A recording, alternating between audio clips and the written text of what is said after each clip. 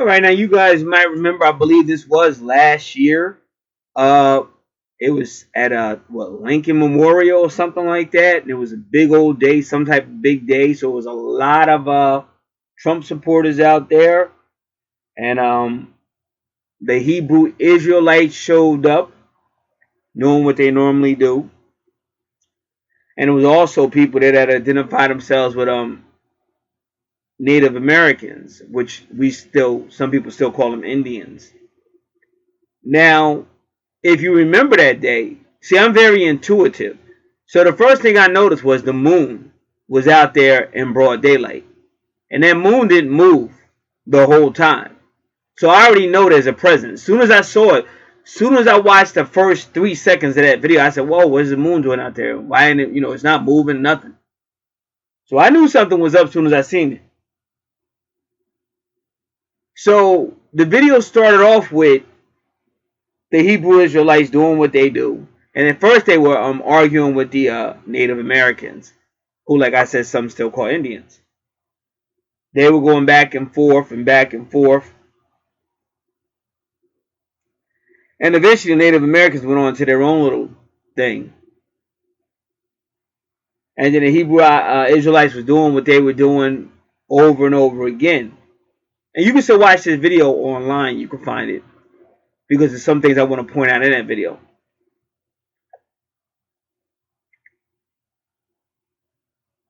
So the Hebrew Israelites kept calling out the primarily, you could say Trump supporters if you want to, but they were really doing the same thing they always do. It's calling out the Caucasians. If you really want to be honest, that's what they really were calling out. Those people just happen to be Trump supporters, but they would have got called out anyway. That's what a lot of Hebrew Israelites. I'm not saying every one of them does that, but a lot of them do. So the people, they didn't like it, but they were taking it, but they didn't like it. So now it was one guy throughout this video, because this video went on for a while. It was one guy on some type of skateboard or something, or whatever you want to call it, but he kept riding close to him and stuff like that.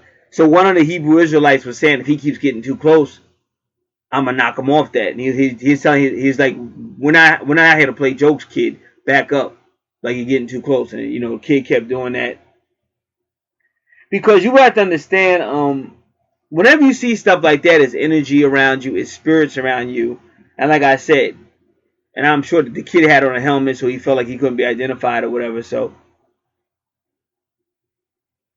plus I think he was playing music at the same time,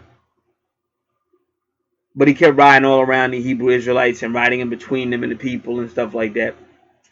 But all of this is energy. That's all I'm going to try to tell you guys. All of this is energy.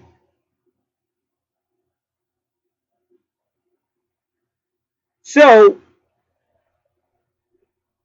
as it started to get darker, those students or Trump supporters or Caucasians, whatever you want to say, they begin to mass. And I've lived a long time, and I know how the good old boy can get. So I saw it coming. Hebrew Israelites saw it coming, but they didn't back down.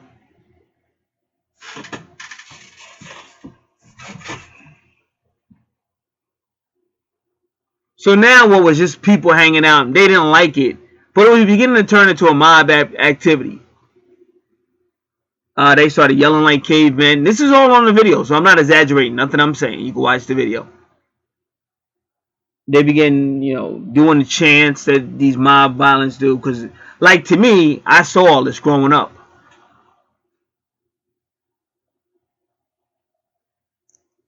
And they were, in a way, like I said, it's like a spiritual thing, but they were beginning to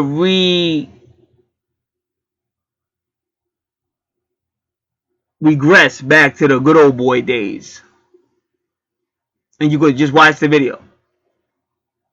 And the Hebrew Israelites stood their ground. And remember, that moon, if you understood spirituality, you would understand why that moon was so important and why that moon didn't move. That moon was there for a reason that day. Just like that star, when the Messiah was born, was there for a reason.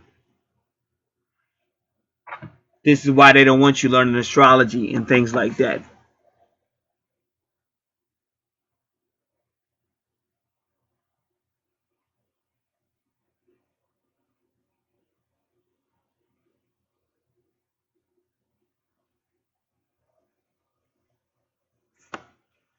So it's starting to get dark. These people are starting to turn into like the ancients, the ancestors, yelling loud and doing all kind of crazy stuff. One's got his shirt off, just crazy. Now, keep in mind, these Hebrew Israelites have been out there all day long, broad daylight. But as it starts to get dark, that's when they start approaching them, and they got them surrounded. And the Hebrew Israelites were not backing down.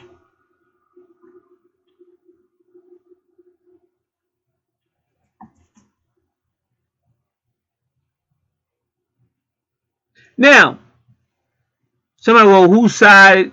I'm not on nobody's side. But the fact of the matter is there's a freedom of speech. And people are protected.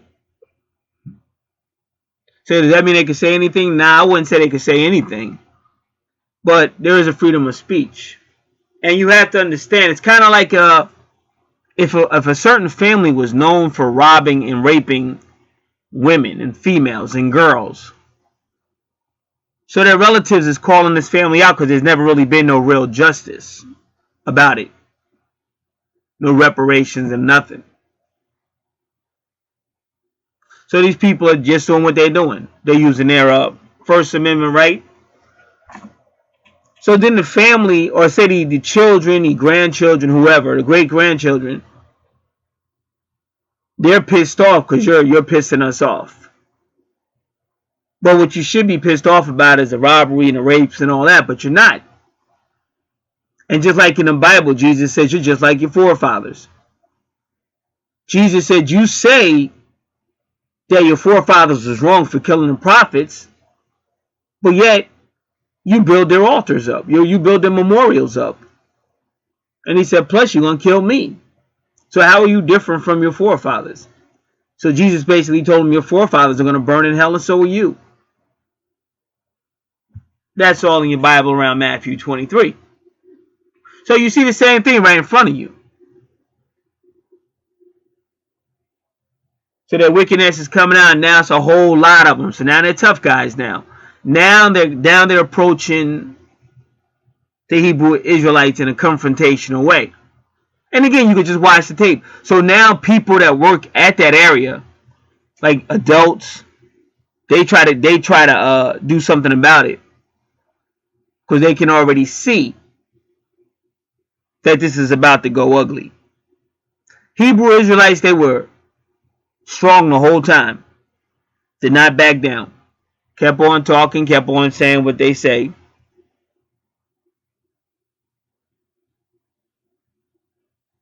And this was the power of that moon. This was the power of that God. Because all of a sudden, that man you see right there stepped in with the Native American chant. I think he was banging on some type of drum. And he got in between those mob, because they were a mob. You got to be honest. Can't lie. They were a mob. There was a whole lot of them, and they finally got up the nerve to try to take those Hebrew Israelites out. And they had been out there for hours. You can watch all this on YouTube. So they knew what was about to happen. There was a lot of Caucasian adults that were trying to get in between them too, because they knew what was about to happen.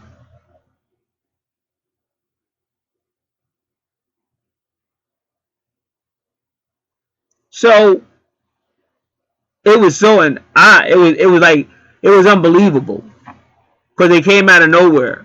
Because you got to remember, earlier they had actually been arguing with those Native Americans, but yet those Native Americans came to their aid. So that was like, to me, that was beautiful. That was like a beautiful time in history. To me, that was just like the Tea Party, when they threw all the tea out allegedly, if you believe the history, because it is his story. So the reason why I'm out here is just giving an update, but I wanted to say the gentleman there with the hat on tried to get a lawsuit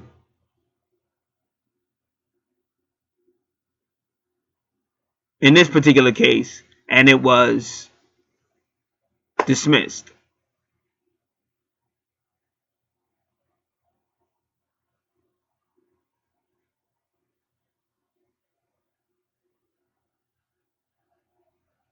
So once again, we want to thank the Hebrew Israelites for their courage, because you do have a right to speak. People died for that right, that First Amendment right. You do have a right to speak. You shouldn't just get beat up just because you're stating facts.